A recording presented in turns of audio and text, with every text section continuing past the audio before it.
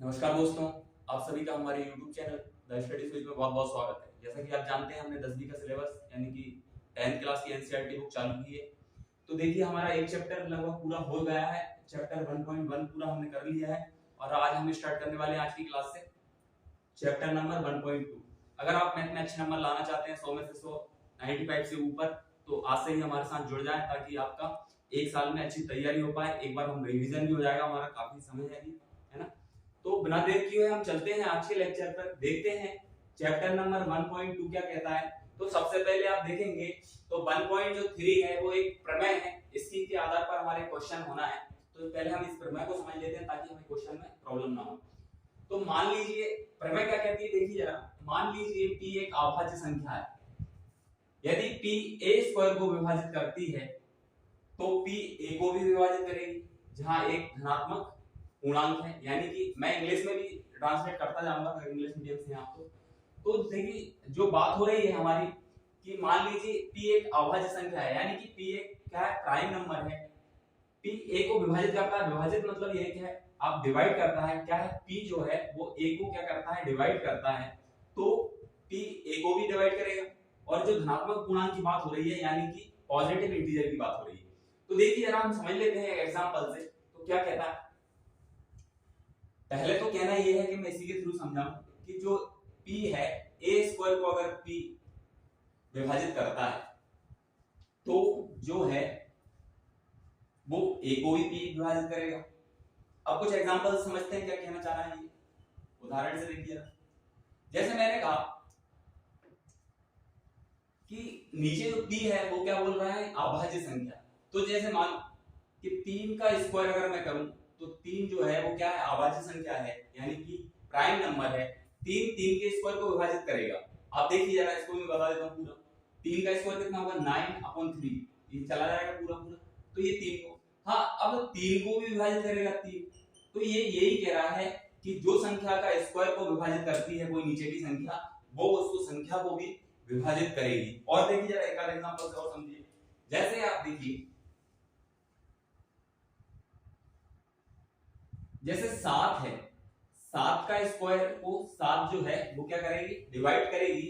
और 7 को भी क्या करेगी, 7 को भी 7 करेगी विभाजित, है ना।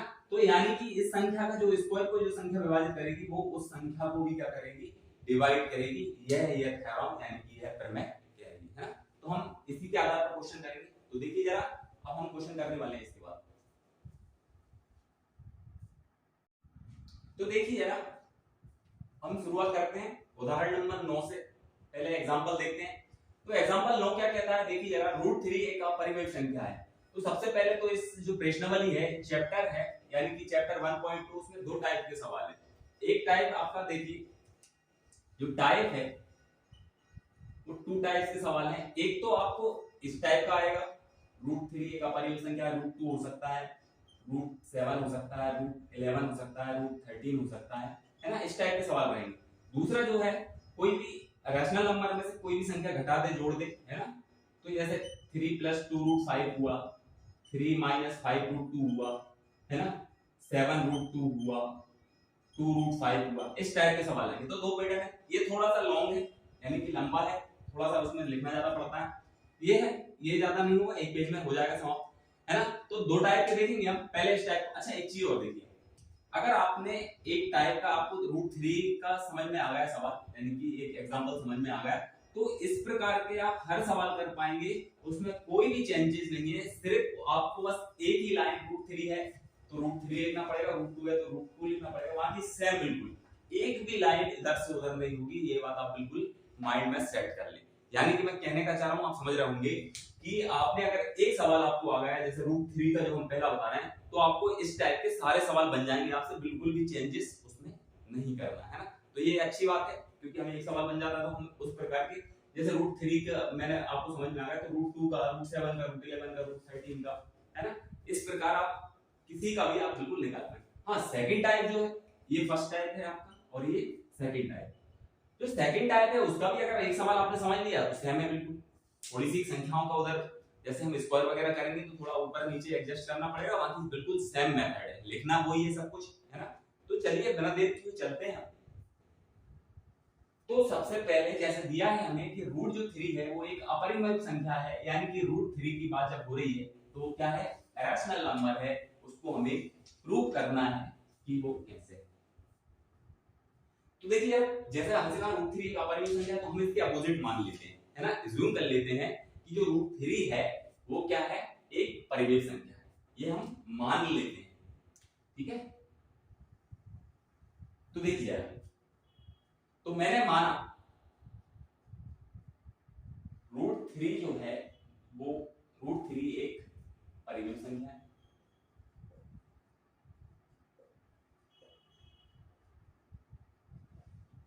जब मैंने रूट 3 को एक अपरिमेय संख्या मान लिया, यानी कि रैशनल नंबर मान लिया, तो आपको ये पता है कि जो रूट 3 है उसको हम किस फॉर्म में लिखेंगे, फिर p by q की फॉर्म में होना चाहिए अगर कोई परिमेय संख्या है ना। तो हम क्या लिख लेंगे, रूट 3 बराबर p by q।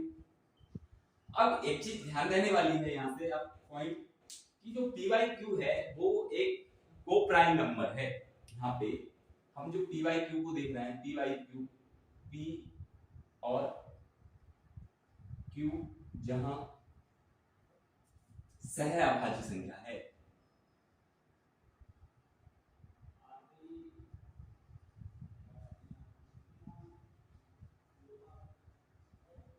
अगर p और q सहभाज्य हैं, यानी कि मैं इंग्लिश में भी लिख देता हूं आपको दिक्कत ना है, को प्राइम नंबर है p और q। और आप जानते हैं कि रैशनल नंबर में क्या होता है कि q जो होता है वो क्या होता है, q नॉट इक्वल टू 0 होना चाहिए, ठीक है। तो ये अब दिक्कत ये होगी यहाँ प्रॉब्लम की भी है, ये को प्राइम नंबर क्या है। तो देखिए जरा हम शॉर्टली समझ लेते हैं को प्राइम नंबर क्या कहते हैं। तो ऐसी संख्याएं, यानी कि ऐसी संख्याएं जिनका कॉमन फैक्टर एक के अलावा और दूसरा ना हो, है ना, वो क्या होती है, को प्राइम यानी कि सहवाची संख्या। देखिए एग्जांपल, जैसे मैंने कहा 2/3, अब इसका एक के अलावा कोई दूसरा कॉमन फैक्टर तो नहीं है, क्या दिख रहा है आपको, है ना। अगर मैं 2 की गुणनखंड 2 को तोड़ूं तो 2 into 1 में टूट सकता है, 3 को तोड़ूं तो 3 into 1, यानी कि जो 2/3 जो है वो क्या है, एक को प्राइम नंबर है, यानी कि सहअभाज्य संख्या है। और देखिए जरा, ऐसा नहीं कि लगातार कोई भी हो सकता है, जैसे आप देखिए 7/5 देखिए, 7/5 देखिए, है ना, 7/5 देखिए, तो ये इनका भी एक कॉमन फैक्टर अगर निकल के आएगा तो वो एक के अलावा और कोई दूसरा नहीं आएगा, वो संख्याएं क्या कहलाती है, सहअभाज्य यानी कि को प्राइम नंबर। कोई भी हो सकता है, जैसे हो सकता है 9 और 5 हो सकता है ना। सिर्फ बस इतना सा याद रखिए, वह संख्याएं जिसका दोनों संख्याएं 2 से ज्यादा भी हो सकती हैं, उनका कॉमन फैक्टर जो है, यानी कि जो उभयनिष्ठ जो गुणनखंड है वो क्या होना चाहिए, सिर्फ एक ही होना चाहिए, एक के अलावा दूसरा कोई ना होना चाहिए, वो क्या होती है, सहअभाज्य संख्या। एक से ज्यादा हो गया तो को प्राइम नहीं होगी, बस इतना सा आप ध्यान रखें, ठीक है। तो जो p व q है वो क्या है, सहअभाज्य संख्या है। ये पॉइंट बड़ा इंपॉर्टेंट है, इसका वैल्यू आपको आखिरी में पता चलेगी, इसलिए आप ध्यान रखें ये p व q है वो क्या है, p व q जो है वो सहअभाज्य संख्या। अब देखिए इस बात पे, तो ये हमने मान लिया है, तो अब देखिए, ठीक है। अब हम क्या करें, दोनों साइड वर्ग करते हैं, है ना, बोथ ऑफ साइड वर्ग, स्क्वायर, वर्ग करने पर दोनों साइड, बोथ ऑफ साइड वर्ग, ठीक है। तो जैसे ही मैं वर्ग करता हूं तो ये √3, पहले थोड़ा इसे सॉल्व भी कर सकते हैं हम चाहे तो, लेकिन हम कर लेते हैं वर्ग। देखिए 3 का स्क्वायर बराबर p² हो जाएगा, ठीक है। अब एक चीज देखिए, √3 जो है, यानी कि जो रूट है वो स्क्वायर से कट जाएगा। अब कैसे कट जाएगा वो भी मैं थोड़ा सा बता देता हूं आपको। जैसे स्क्वायर का मतलब क्या है, उसी संख्या को 2 बार लिखो, ठीक है। अब 2 बार लिखेंगे तो एक रूट के अंदर भी लिख सकते हैं, इसको कितना हो जाएगा 3 into 3, तो 3 से एक तो बाहर आ जाएगा, तो आपका इस हिसाब से आप डायरेक्ट इसको करने की आवश्यकता नहीं है, आप सिर्फ रफ में मैंने समझा दी। तो देखिए यार, इससे ये कट गया तो क्या बचा, यहाँ पे 3 बचा, 3 बराबर p² अपॉन q², ठीक है। अब मैंने इसको उधर पहुंचा दिया, शिफ्ट कर दिया, तो ये क्या हो जाएगा, क्यू स्क्वायर बराबर पी स्क्वायर अपॉन 3। इसको आप समीकरण यहां से 1 मान सकते हैं, ठीक है। अब जो है वो Q जो है वो क्या है, पूर्णांक है, चूंकि Q स्क्वायर Q एक पूर्णांक है। अगर Q एक पूर्णांक है तो Q स्क्वायर भी क्या होगा, एक पूर्णांक ही होगा। Q स्क्वायर भी एक पूर्णांक होगा। और अगर Q स्क्वायर एक पूर्णांक है तो P स्क्वायर बाय 3 भी क्या होगा, एक पूर्णांक होगा। P स्क्वायर बाय 3 भी एक पूर्णांक होगा, एक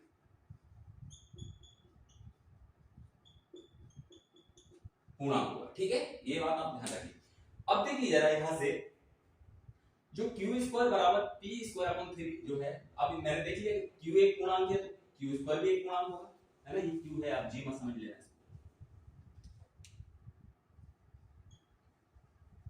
अब देखिए जरा, तो हमारी 1.3 जो प्रमेय है वो क्या कहती है, वो ये कहती है कि अगर जो 3 है अगर P स्क्वायर को विभाजित करता है तो जो 3 है वो P को भी विभाजित करेगा, है ना। यही तो हमारी थ्योरी कहती है। तो हम लिख देते हैं यहाँ पे, क्योंकि प्रमेय 1.3 के अनुसार के जो है वो 3 P स्क्वायर को विभाजित करता है,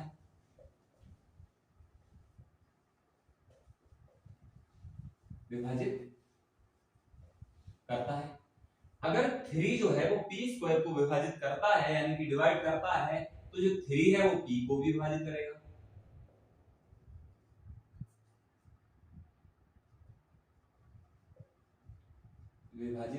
ये हमने प्रमेय में देख चुके हैं, है ना। तो ये यहां तक आपको समझ में आया होगा। तो ये प्रमेय कह रही है ना कि 3 अगर P स्क्वायर को विभाजित करता है, हमने आगे समझ लिया उसको। अब देखिए जरा आगे, तो ऐसा लिख सकते हैं कि P अपॉन 3 बराबर, अब देखिए जरा दोनों पूर्णांक है यानी कि दोनों क्या है, इंटीजर है। तो इंटीजर है तो ये P3 जब जो P को विभाजित करता है तो अगला वाला जो नंबर आएगा वो इंटीजर ही आएगा, ये भी बात है। पूर्णतः विभाजित करता है तो क्या हुआ, हम k मान सकते हैं। अब ये नंबर जो k माना हमने, आप ऐसे कुछ भी कर सकते हैं, k मान सकते हैं, p मान, सॉरी p तो हमारा है इसलिए p नहीं, m मान सकते हो, c मान सकते हैं, कोई भी जो आपको अच्छा लगे। तो हम k1 मान लेते हैं, ठीक है। जहां k क्या है, k एक पूर्णांक है, ठीक है, k1 एक पूर्णांक है। तो ये हम यहां पर, अब देखिए जरा, तो ये क्या हो जाएगा,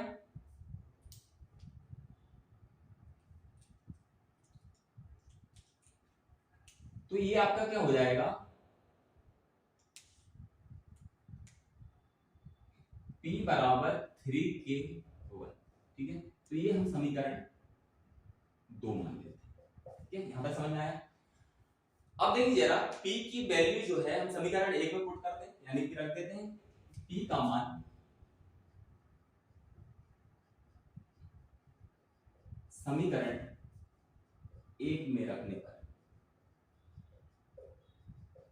जब मैंने P का मान समीकरण 1 में रखा तो क्या हो जाएगा, आप यहां से देखिए जरा, तो देखिए ये है समीकरण 1, तो यहां से हमने रखा तो Q स्क्वायर बराबर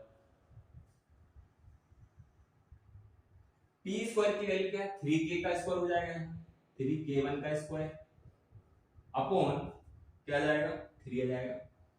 जब इसे हम और सॉल्व करेंगे तो ये क्या हो जाएगा,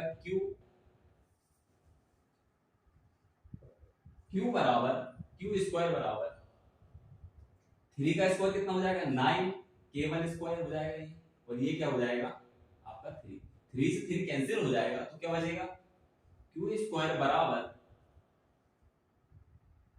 3k1 स्क्वायर अपॉन 3, आप कुछ बताइए नीचे, ठीक है, ये हो जाएगा। अब देखिए जरा यहाँ पे फिर हम यही लिख देंगे बिल्कुल सेम, है ना। अब यहाँ लिख देंगे हम k जो है, k1 क्या है, पहले हम बता चुका हूं k1 क्या है, k1 एक पूर्णांक है, ये आपको पता ही है। अब k1 एक पूर्णांक है तो k1 स्क्वायर भी क्या होगा, एक पूर्णांक ही होगा, एक पूर्णांक होगा। और जब k1 एक पूर्णांक है तो क्या होगा, q स्क्वायर भी एक पूर्णांक है, पूर्णांक है ना। तो यहां तक आ गया समझ में आपको? थोड़ा सा और हम आगे बढ़ेंगे, थोड़ी सी जगह का एडजस्ट करना पड़ेगा, हमें बिठाना पड़ेगा, आप स्क्रीनशॉट ले सकते हैं क्या? चलो तो हम क्या करेंगे, थोड़ा सा आप स्क्रीनशॉट ले सकते हैं, इसके बाद क्योंकि अभी एडजस्ट करेंगे।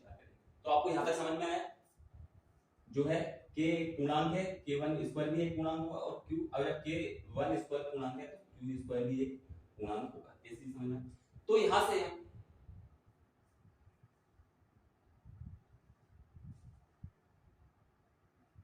इसको मिटाना पड़ेगा। समीकरण 2 आपको मैं लिख देता हूं, पर याद रखिए बस यहां से इसका काम। तो ये समीकरण 2 जो हमारा क्या है, यहां लिख देता हूं मैं, q स्क्वायर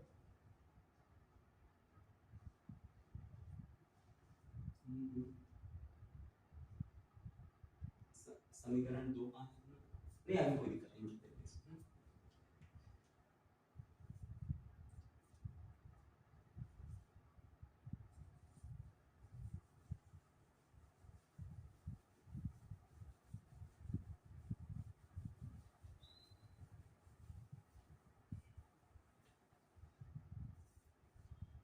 इसको आप समीकरण 3 मान सकते हैं, ठीक है।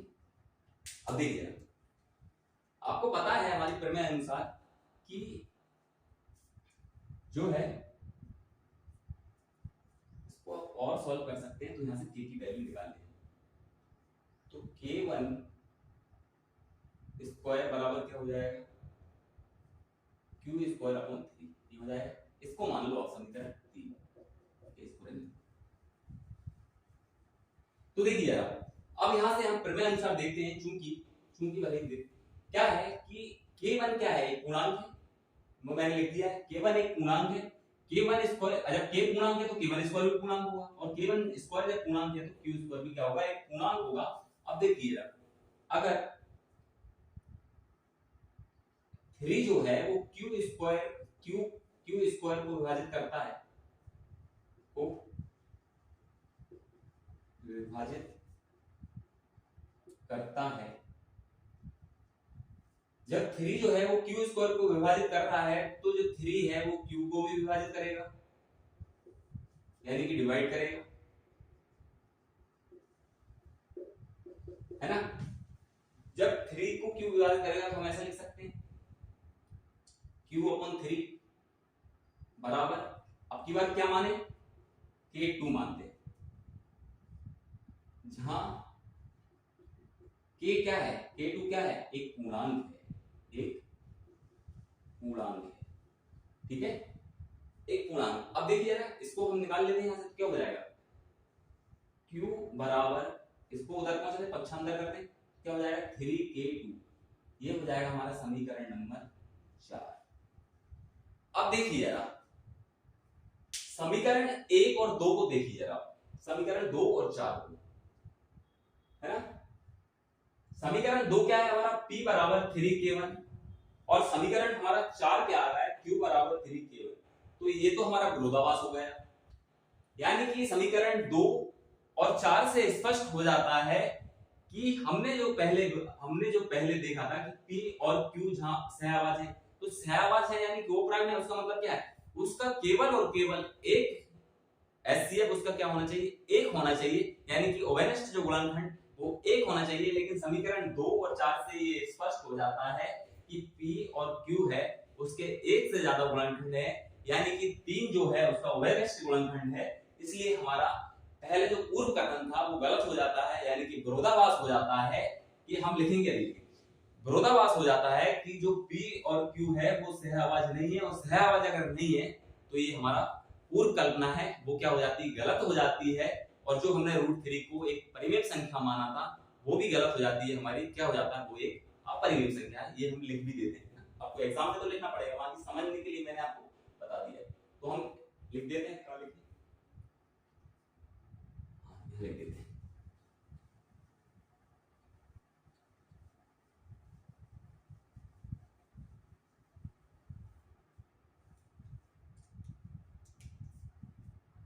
समीकरण 2/4 से स्पष्ट हो जाता है कि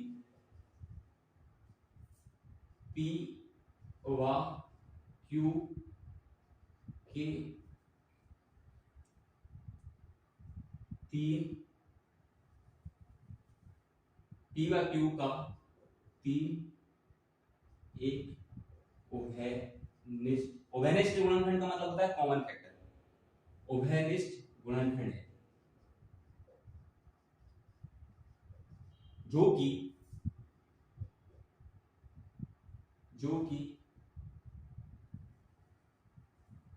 जो कि हमारे पूर्व कथन का विरोधाभास है ना। क्यों विरोधाभास है? क्योंकि हमने पूर्व में क्या माना था कि जो P व Q है वो सहअभाज्य है, और सहअभाज्य है दो प्राइम है, तो उनका फैक्टर जो क्या है वो एक के अलावा कोई नहीं होना चाहिए। लेकिन यहाँ पे समीकरण 2 और 4 को देखने पर जो 3 को दिख रहा होगा आपको कॉमन फैक्टर दिख रहा है, तो इसलिए हमारा जो पूर्व कथन है वो क्या हो जाता है, विरोधाभास हो जाता है उसमें, है ना। जब विरोधाभास हो जाता है तो हम लिखेंगे कि पूर्व की गई कल्पना, पूर्व में की गई कल्पना गलत है, और जब पूर्व में की गई कल्पना गलत है तो जो हमने माना था √3 एक परिमेय संख्या नहीं है, और जब जब √3 एक परिमेय संख्या नहीं है तो क्या हुआ, जो है वो √3 जो क्या है वो एक अपरिमेय संख्या है, एक अपरिमेय संख्या है, ठीक है। तो ये हमारा पूरा जो है वो इतना लिखना पड़ेगा, आपका इंपोर्टेंट क्वेश्चन है, लेकिन आई होप आपको पूरा समझ में आ गया होगा। ये करते हैं हम नेक्स्ट सवाल, इसके बाद है ना अगला पैटर्न देखते हैं।